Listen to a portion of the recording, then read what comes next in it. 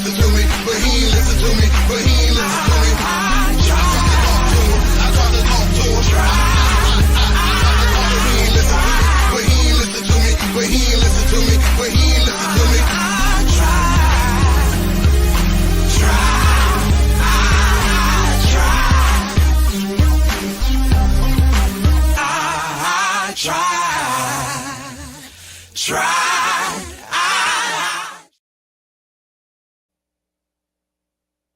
What up, though? It's your boy. Go on, see Spaceship Oasis, the Incredible, back with another edition of In This Corner. Pro Wrestling with a Kick. I know what it is. Y'all know what it is. How y'all feeling? We're gonna talk about some Monday Night Raw. Can I talk my shit? Not a bad edition of Monday Night Raw. Very good. Trying to get my sound right, y'all. Probably need the cord.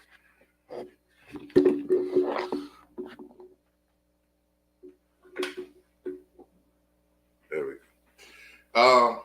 Pretty good. The ending left a little bit to be desired. I didn't really like how the ending ended. Shout out to everyone, first and foremost, from last night. I'm not going to really discuss that here. And I'm not going to stay on that long. If Rock get on here, Rock get on here. But I will say, they was from Madison Square Garden. I'm always excited about a Madison Square Garden show. I'm always excited about seeing what's going to happen in Madison Square Garden. And this show was pretty live. It was pretty lit. How y'all feel about it? Make sure y'all let me know how y'all feel about it. We started off the show with Jey Uso versus Grayson Waller. And I see this, they have the Grayson Waller, the A-Town Down feud with Jey Uso. They got Alpha Academy feud with Gunther, just to have some feeling. So we might, I'm thinking we may even get a 6-man tag match before WrestleMania. Austin Theory comes in with the disqualification. Jey Uso whoops up on both of them. Gunther comes, he does the Uso splash. Gunther jumps in. He chokes Jey Uso out again. We trying to rally for Jey. We trying to get Jey Uso in that place. But it is what it is. I hope Jey Uso wins. I'm excited for it to be a WrestleMania. I'm not tripping. I'm not one of these that be hating like everybody else. So, I hope Jey Uso wins. Because I think Gunther needs a refresher. Gunther's gotten boring. And Gunther shouldn't be boring. Gunther is a devastating presence. They re-showed the CM Punk, Seth Rollins highlights. Logan Paul comes to Monday Night Raw. Him and AJ Styles had some shit they finna pop off for WrestleMania. And he get major boos. They hate him. Hey, Adriana, how are you, my love? He gets major boos. Some comedian, Adam Schultz or Schultzy or whatever, he talks to Logan. Logan gets out the ring, tries to act all buddy. He's like, dude, I ain't come to see you. Ain't nobody here to come see you. Ain't nobody here to see you, Otis. And, he was a little upset by that, but he asked him what he came to see. And he was real. I came to see the steel cage match, right? Between Seth Rollins and CM Punk. I ain't come here to see you, bro. And then he tells him, you always at work. And then he tells him, I came to see AJ Styles. So he pulls him in the ring, acts like he's going to beat him up. AJ Styles comes out there. He challenges Logan. Logan just walks away. And, of course, I think Logan's going to jump him sometime before WrestleMania to get that match popping. It's going to be athletic. Hopefully AJ can give Logan Paul a good show. When Logan Paul has time to rehearse, he does well, but he just has to do better with his wrestling. Then you get the EO Rhea highlights from last week with EO winning. Then you had the New Day versus the LWO in the tag team tornado match. This was a good match. This was the first good match from the New Day, and the crowd helped this match. The tornado rules helped this match. New Day still felt really sloppy for me. it's like they're overextending themselves. There was that table spot where Xavier was supposed to break the table, and he ended up he went through it a little bit. It cracked, and he hit it with his arm, but he was out the ring for so fucking long, like he had ran through the table, and I think the crowd felt that. Like it just wasn't as, like, come on, man, make this shit crispy. Y'all in the New Day. Y'all may be possibly the best tag team of all time. I liked the part where Ray and Kofi had exchanges before he hit the 619. I like that part. And then, after he hit the 619, then you had this masked wrestler come out, jump Ray. And we think it's Chad Gable. He's pulling the Mr. America on us, ain't he? He's getting other people. Like later on in the night, a guy got arrested when Kelly was telling him to stop lying. That was you. He said, no, it wasn't me. You saw somebody else in that mask. Michael Cole said he thought the mask said American made, but I didn't see that. I think that was Michael Cole trying to give us clues as to what's going on. But I was looking and based off that, and based off what I heard, at first I was like Chad Gable versus Rey Mysterio. But now if Chad's going to portray this part where it's not him under the mask, I can see a mask versus mask match between Chad Gable and Rey Mysterio at WrestleMania, and I'm all for that. I think that would be a great match. And Cody comes out. He talks his mess. He still has his black eye. He has his fire. And for the first time I heard, since the change, of course, you hear the "Let's go Cena sucks" chants. And I like that Cody didn't play into those. Let him do it. Because he told him, all this that you've done is great, but you are not winning 17 on my watch, homeboy. He says, I feel bad because I'm going to have to take my role model. I'm going to have to whoop up on you, bro. And you are not getting your championship on my watch because what do you say? I'm the captain now. I'm the captain now. And at that moment I started thinking like, dang, he is. He's the after John Cena. He's after, we didn't really we had Roman. So he's after Roman. He's the next dog in line. It's not just giving Cody the title just to give the title. Like we gave Orton the title. We gave Sheamus the title, but they weren't the leaders of the company. We gave Macho the title, right? We gave Warrior the title, but that was Hogan's era. After that, you had Bret and Shawn. Yeah, we gave Diesel the title.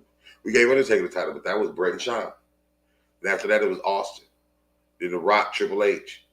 So now I'm starting to see, okay, Cody is that guy. Okay? Like he said, but I still think he's going to lose. I think there's money in him chasing after Cena to prove that he is the next guy.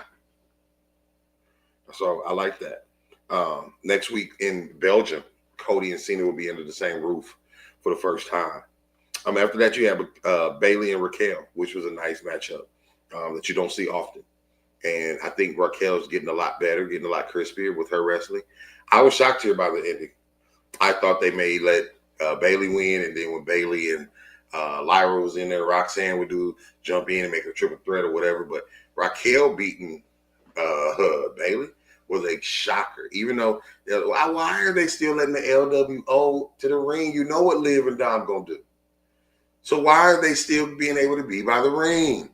They distract. She hits she has a nice belly to back.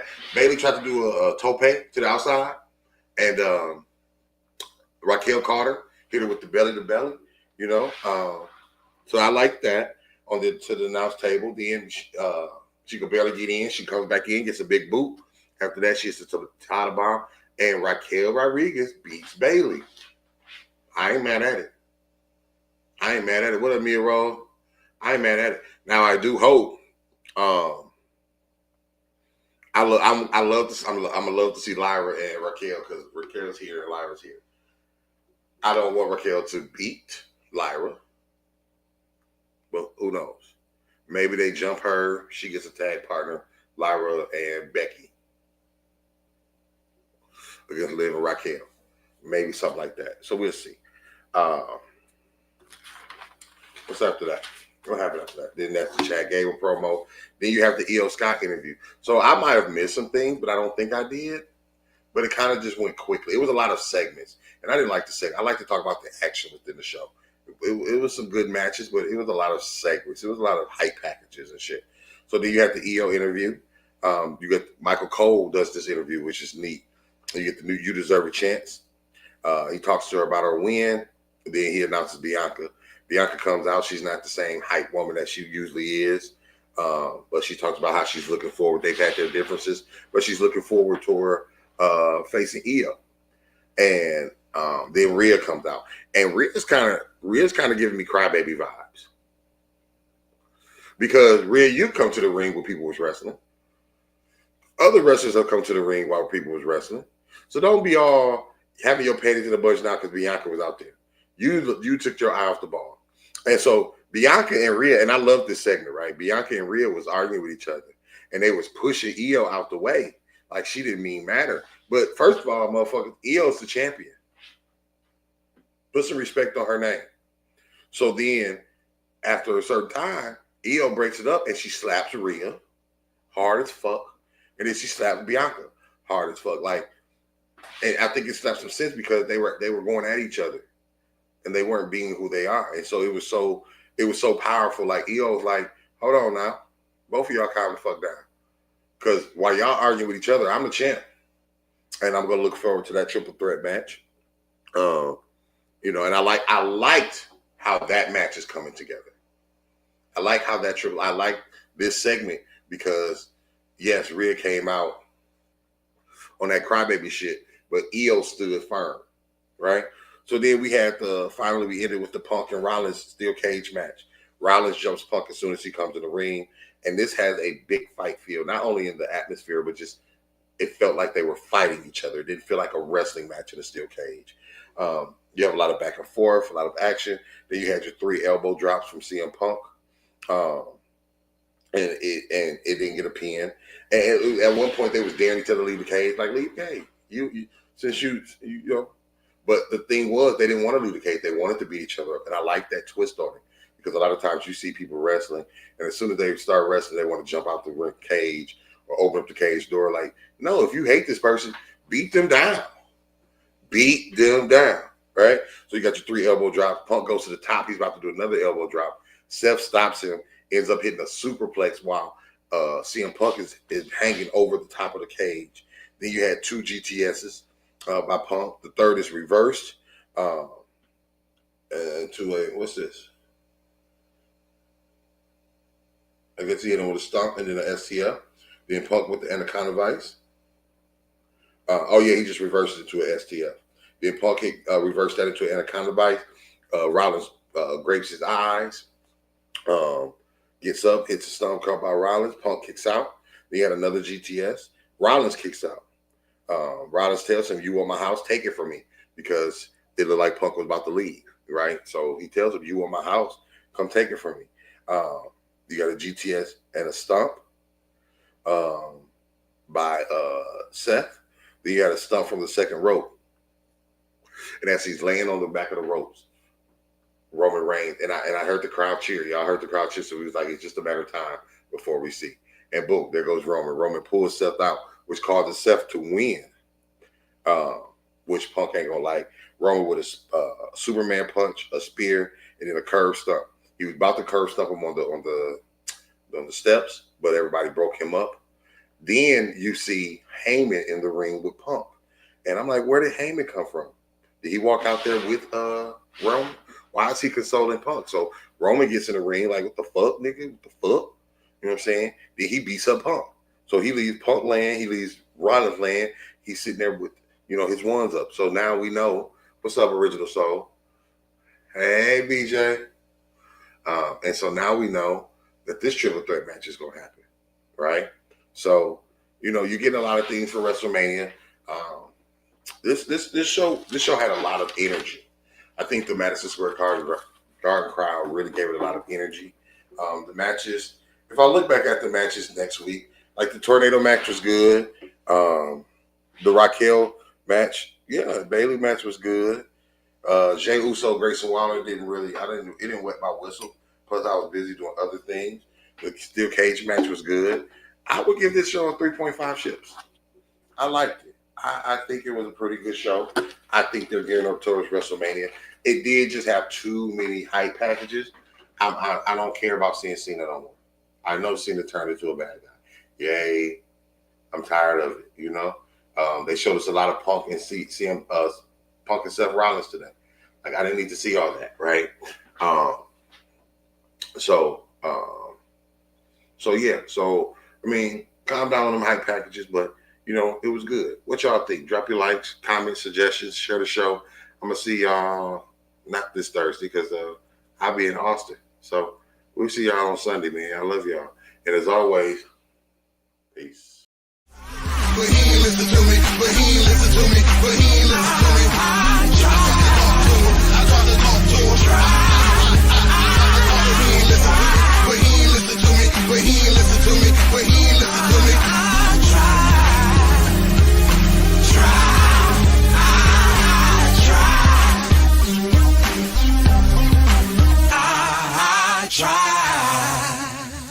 Try.